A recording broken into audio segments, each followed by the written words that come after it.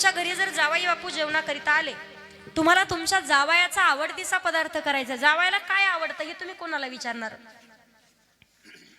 गंगू मावशी, केशराबाई, कोणाला विचारणार? सापडले मला माहिती आहे.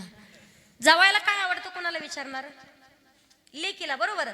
जावयाला काय आवडतं हे जसं तुमच्या मुलीला माहिती आहे ना, तसं देवाला काय आवडतं हे फक्त संताला माहिती आहे.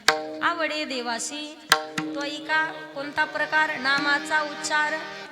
आणि संतांनी अगोदरच कलियुगाचं वर्णन करून ठेवलंय. श्रीमद भागवत महापुराण कथेत वर्णन आहे, कलियुगाची ऐकावी थोरी, पुत्र होईल पित्याचा वैरी. तीच परिस्थिती सध्याच्या काळात.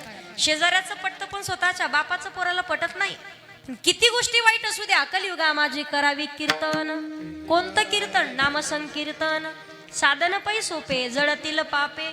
त्याकरिता जगाच्या मालकाची आवड आहे, जीवाची आवड, संताची आवड आणि भगवंताची आवड. लहान लेकराला आवडतं पैसे मागायला आणि खोड्या करायला आवडतं. आवडतं की नाही? पाहुणे आल्याच्या नंतर पहा तुम्ही, घरातलं लहान पोरग आईला म्हणतो, आई 10 रुपये दे ना. पाहुण्याचे देखत हटकून मागणार. खोड्या करायला आवडतं त्याला, पैसे मागायला आवडतं. तुमच्याच लेकरानं खोड्या कराव्या नवल नाही, भगवंत खोड्या करतात. आणि गवळणींनी म्हणावं, यशोदे गा तुला येईल राग, यशोदे गा तुला येईल राग.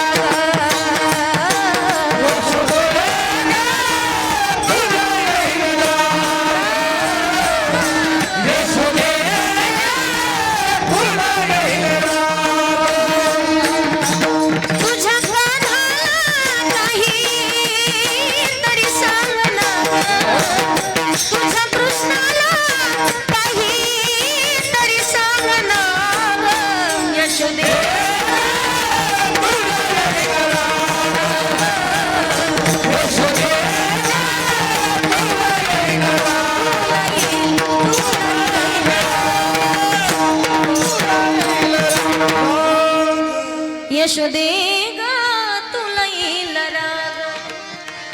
गवळणीने तेवढं समर्पण केलं होतं पहा. जगाच्या मालकाची चोरी केलेली गारणी घेऊन मैयाकडे यायला सुद्धा तेवढी ताकद लागते. देवाची गारणी सांगावेत का?